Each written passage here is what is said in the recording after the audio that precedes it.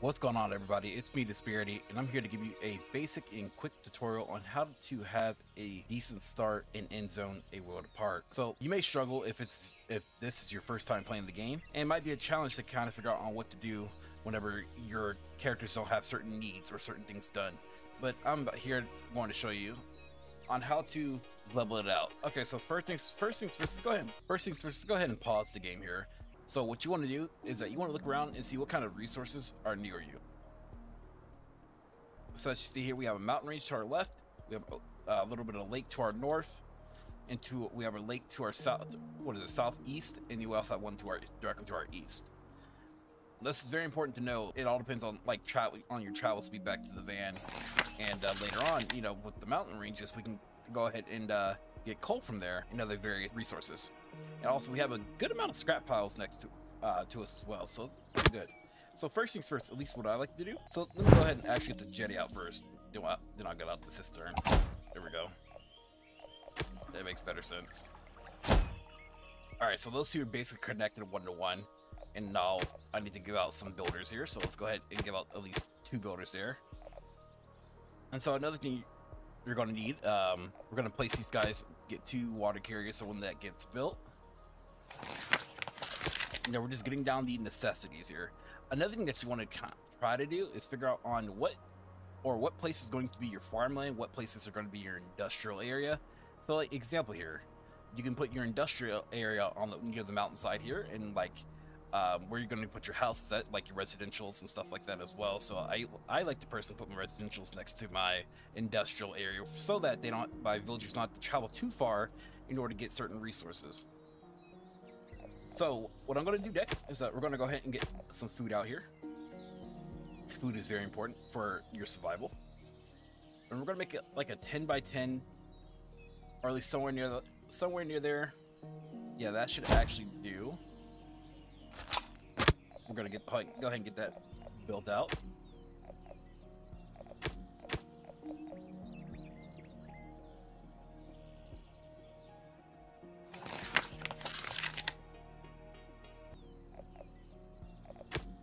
And the 10 by 10 is usually enough for 1 farmer or 2, depending how if you're feeling, if you're feeling good about yourself. Next thing we're going to build is very, very important here. We're going to get a school out. School is very important because without your education or your villagers or workers' education, they wouldn't know a couple things, Okay, so while this is going out here, now it's time for me to start collecting scrap. So everyone's going to be tasked on collecting primarily just scrap, and then also we're going to have to get out a forester here in order to collect us some wood. So again, forest is very important for wood collection and also reseeding, and I like to set them like at least a little bit near the forest or somewhere I know they don't have to take too long to travel to. But now we got the necessities here. What you could do as well is either an early hunter's lodge. So whenever you figure out on where you're going to be setting your farming and stuff at, your industrial stuff, or really just your farming economy, animals and stuff like that, go ahead and plant that down and just figure out on where you can go hunt. Look for any type of good hunting area. All right, so let's go ahead and play it out. And then while they're collecting scrap, I'm actually going to increase the builder, and I'm actually going to build a scrapyard. So the scrapyard here, I'm actually going to build it next to the forester. The reason why is that technically, at least in this certain position here, it's between 2 points of scrap, so not too much of travel. And while that's going on, one thing that you got to remember is your housing. Housing's important too. So like I said, I like to set my housing near the industrial area, so it's always good to figure out on where you want to place your houses early on. We're gonna put a gap between this one here. We're gonna get one more house. All right, so this should be 6, plenty of houses, plenty of space. We got 4 builders. Everything should be A-okay. We're also gonna make that jetty a a primary concern to build too. So right, what they're doing now is that they're collecting the scrap, putting the scrap in. We got the jetty built. Go ahead and make this next priority. A most important thing is going to happen here, and this is going to basically make things a little bit harder, and that is getting clothing for your civilians, clothing and tools, because without tools your workers can't work very well, and without clothing they'll get sick from radiation throughout the game world. And if you guys see these icons here at the bottom, you have terrestrial radiation, which as you can see where the radiation could be, like this green is a low level radiation. You also have of course dry soil. If the soil is dry, you can also fix that by building irrigator. You have of course villager happiness. You have electricity. You have building conditions. After a sandstorm, buildings can get damaged. And then that's pretty much it. So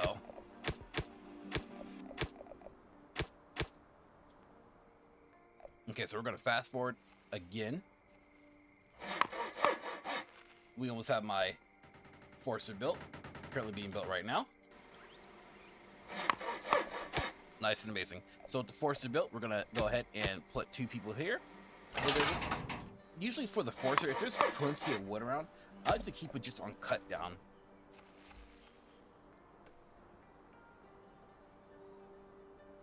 Okay. So now I'm going to make the scrapper the next priority building to build. And now that I have the school up, let's actually go ahead and put a teacher here. And we're going to teach the teacher, we're going to teach the kids on how to use tools efficiently. So when you're getting taught how to use tools efficiently, that means tools aren't going to be broken as quickly. They'll know how to just use the tools a lot better. Now it's time for us to get into the industrial side of things, which is getting a recycler up, or actually a couple recyclers up. So these recyclers are going to recycle your scrap into metal, cloth, and also plastic.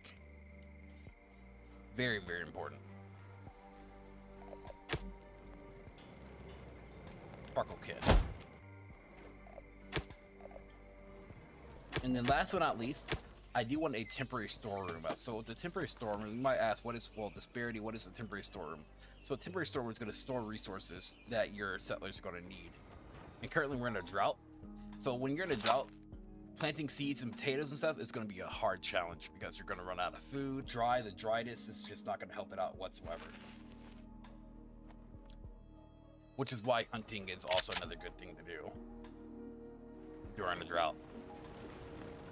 Okay, so now that we have our 3 settlers out, we're going to put 1 on recycling. We're going to have this one on cloth as well. We're going to have 2 tailors here. So the tailor is literally going to, the next scarf is only going to take 0.21 of a season. Start with this first. That's going to help level it out because we're about to run out of. All right, and when the workshop gets built, which only needs 2 more pieces of metal. Oh yeah, we're doing really well on this next stuff here. Really, really well. And that's what I like. So yeah, now it's time for me to go ahead and produce tools. It's going to take about 3 metal shops, or 3 workshops in order to produce a good amount of tools.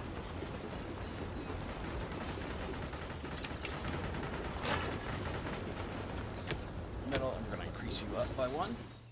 And alright, so we're going to go ahead and end this right here.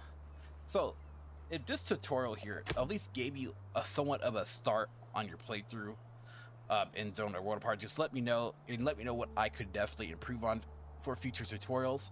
But again, thank you for watching, y'all. Thank you for your support and all that you guys do. Let me know in the comment section. Peace out. Much later, everybody. Have a good one, y'all. If you guys enjoyed this video, please leave a like and also hit the bell notification down below. Thanks for watching.